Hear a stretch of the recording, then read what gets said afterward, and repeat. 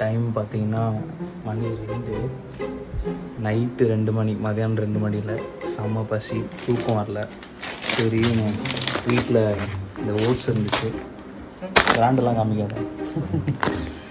So night 2 மணிக்கு போட்டு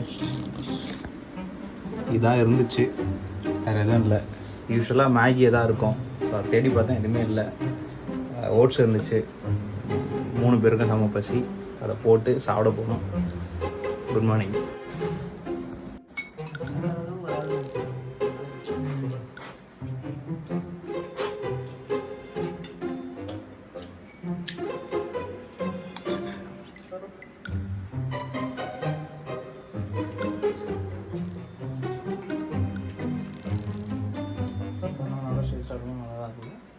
இன்னும் ஆல்மண்ட்லாம் போட்டு பண்ண செம்மையாக இருக்கும்.